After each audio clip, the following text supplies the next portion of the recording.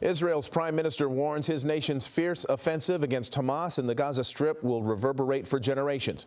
More than 900 Israelis and more than 600 Palestinians have been killed. At least 11 Americans are confirmed dead.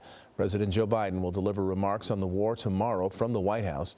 Eyewitness News reporter Jory Rand here now with the latest. Jory. Mark, the fighting continues tonight, 2 days after Hamas militants attacked Israel with rocket attacks and ground forces going home to home, murdering and kidnapping civilians. Today, Israel struck back hard, and the death toll is rising on both sides of the border. Israel continuing its bombardment of Gaza after Hamas militants murdered hundreds of Israeli civilians in a surprise attack over the weekend. The Israeli military releasing these videos showing the aerial assault, massive explosions taking down large buildings said to be Hamas hideouts, but also killing Palestinian civilians, including children. The UN tonight says nearly 200,000 Palestinians have been displaced from their homes. This comes 48 hours after Hamas launched the coordinated and ruthless attack. The death toll on the Israeli side of the border up to 900 tonight.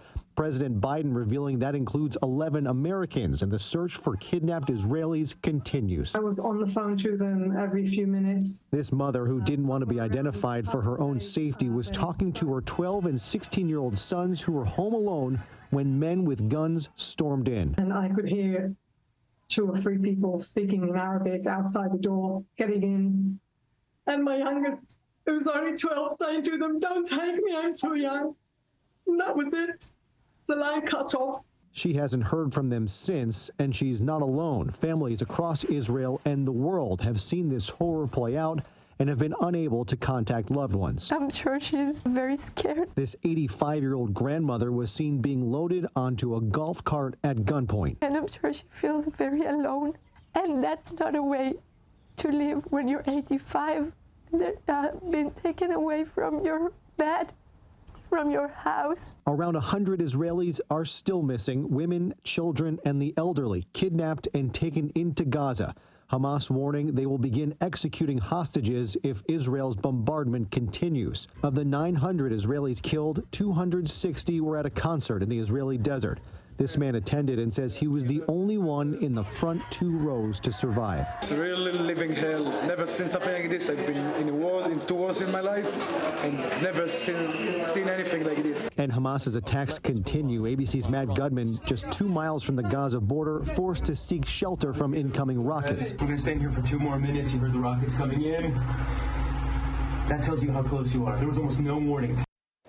President Biden is set to address the nation tomorrow on the situation unfolding in the Middle East. Today, the president releasing a joint statement with the leaders of Germany, France, Italy, and the UK, saying while they recognize the legitimate aspirations of the Palestinian people, they condemn the Hamas attacks and support Israel in the defense of their country and its people. Jory Rand, ABC 7 Eyewitness News. Hello, I'm Mark Brown. Get more great ABC 7 content by clicking the subscribe button for our YouTube channel and download the ABC 7 Los Angeles streaming app on Fire TV, Android TV, Apple TV, and Roku to watch on your TV.